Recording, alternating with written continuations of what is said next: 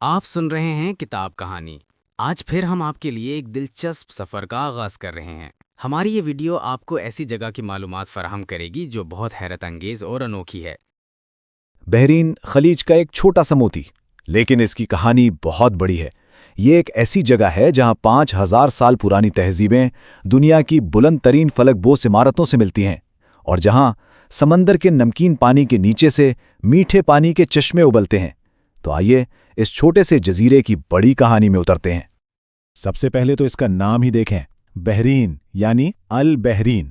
عربی میں اس کا مطلب ہے دو سمندر۔ یہ نام ہی اس کی سب سے بڑی پہچان ہے۔ ذرا تصور کریں، خلیج کے کھارے پانی کے اندر سے میٹھے پانی کے چشمے پھوٹ رہے ہیں۔ یہی وہ قدرتی عجوبہ ہے جس نے اس جزیرے کو ہزاروں سالوں سے زندگی بخشی ہے۔ اور یہ ملک ہے کتنا بڑا، ایشیا کا تیسرا سب سے چھوٹا ملک۔ جی ہاں، صرف مالدیو اور سنگاپور اس سے چھوٹے ہیں، لیکن اس کے سائز سے دھوکہ مت کھائیے گا۔ تاریخ گواہ ہے کہ بحرین نے ہمیشہ اپنے ہجوم سے کہیں بڑا کردار ادا کیا ہے، اور یہی چیز اسے خطے میں ایک منفرد اور اہم مقام دیتی ہے۔ یہ صرف آج کی بات نہیں ہے۔ 5000 سال پہلے یہ دلمن تہذیب کا مرکز تھا، ایک تجارتی پاور ہاؤس جو میسوپوٹیمیا اور وادی سندھ جیسی عظیم تہذیبوں کے بیچ ایک پل کا کام کرتا تھا۔ اور سچ پوچھیں تو آج بھی یہ وہی کردار ادا کر رہا ہے، لیکن اب یہ عالمی تجارت اور مالیات کا پل ہے۔ تو اب آتے ہیں بحرین کی بقا کی کہانی پر، اور یہ کہانی ہے اس کی معاشی تبدیلی کی، موتیوں سے لے کر پیٹرولیم تک، اور پھر اس سے بھی آگے۔ یہ وہ سفر ہے جس نے اس چھوٹے سے جزیرے کو ایک عالمی معاشی مرکز میں بدل کر رکھ دیا۔ یہ فرق دیکھیے، ایک صدی پہلے بحرین کی معیشت کی بنیاد سمندر کی گہرائیوں میں چھپے موتیوں پر تھی۔ اس کے غوطہ خور دنیا کے بہترین موتی نکالنے کے لیے مشہور تھے۔ آج اس کی پہچان شیشے اور اسٹیل کی آسمان سے باتیں کرتی عمارتیں ہیں، جو اسے تیل کے بعد کی دنیا میں ایک عالمی مالیاتی مرکز بناتی ہیں۔ یہ ایک صدی میں ایک ناقابل یقین تبدیلی ہے۔ اور یہ تبدیلی اچانک نہیں آئی، یہ صرف تاریخیں نہیں ہیں، یہ بحرین کے وہ فیصلے ہیں جنہوں نے اس کا مستقبل بدل دیا۔ 1932 میں یہ خلیج میں تیل دریافت کرنے والا پہلا ملک بنا۔ پھر جب 70 کی دہائی میں لبنان کی خانہ جنگی نے خطے میں ایک خلا پیدا کیا، تو بحرین نے آگے بڑھ کر خود کو مشرق وسطیٰ کا نیا مالیاتی مرکز بنا لیا۔ ہر قدم ایک سوچا سمجھا فیصلہ تھا۔ لیکن یہ معاشی کامیابیاں خود بخود نہیں ہوئیں، انہیں ایک سیاسی طاقت نے ممکن بنایا، جس نے صدیوں سے بحرین کی تقدیر کو شکل دی ہے۔ اور یہ کہانی ہے آل خلیفہ خاندان کی۔ گزشتہ 400 سالوں میں بحرین نے پرتگالی، پارسی اور برطانوی سلطنتوں کا اثر دیکھا، لیکن 1783 سے ایک خاندان آل خلیفہ نے اقتدار پر اپنی گرفت مضبوط کی۔ یہ ٹائم لائن ان کے سفر کو دکھاتی ہے، کیسے انہوں نے ایک چھوٹی سی ریاست کو پہلے عمارت اور پھر 2002 میں ایک بادشاہت میں تبدیل کیا۔ تو اس ساری تاریخ کا نتیجہ کیا نکلا؟ آج کا نظام، جسے کہتے ہیں نیم آئینی بادشاہت، مطلب یہاں ایک منتخب پارلیمنٹ تو ہے، لیکن حتمی اختیارات بادشاہ کے پاس ہیں۔ وزیر اعظم کی تقرری سے لے کر فوج کی کمان تک سب کچھ۔ یہ آپ کہہ سکتے ہیں روایت اور جدید حکمرانی کا ایک پیچیدہ امتزاج ہے۔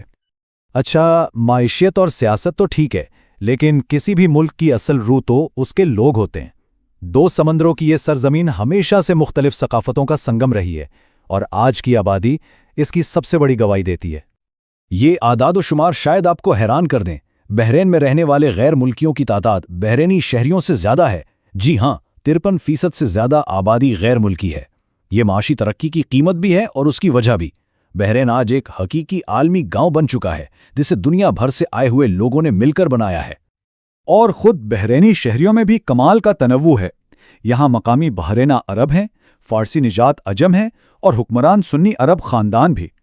یہ صرف مختلف گروہ نہیں ہیں، بلکہ یہ ثقافتوں، زبانوں اور روایات کا ایک ایسا امتزاج ہے جو بحرین کی روزمرہ زندگی میں ہر جگہ نظر آتا ہے۔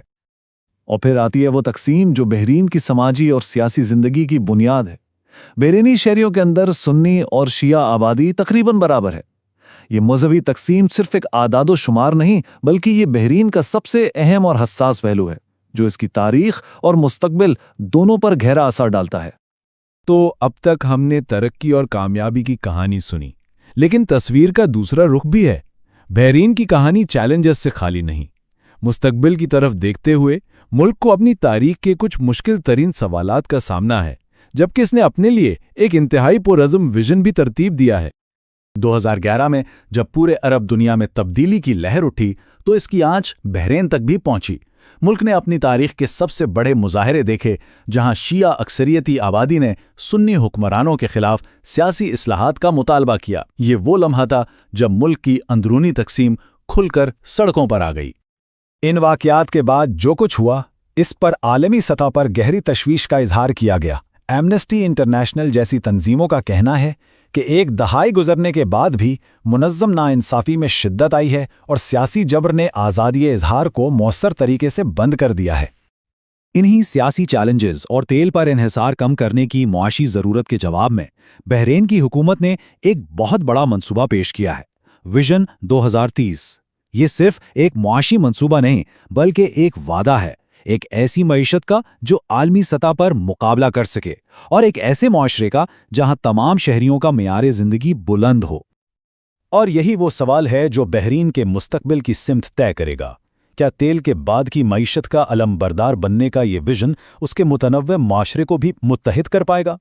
یہ وہ چیلنج ہے جو 2 سمندروں کی اس سرزمین کی تقدیر کا فیصلہ کرے گا۔ ہماری یہ معلوماتی ویڈیو یہیں اختتام پذیر ہوتی ہے۔ ہم امید کرتے ہیں کہ آپ کو یہ سفر پسند آیا ہوگا۔ جو باتیں ہم نے آپ کو بتائی ہیں، اگر وہ آپ کے لیے نئی تھیں تو کومنٹس میں ضرور بتائیے۔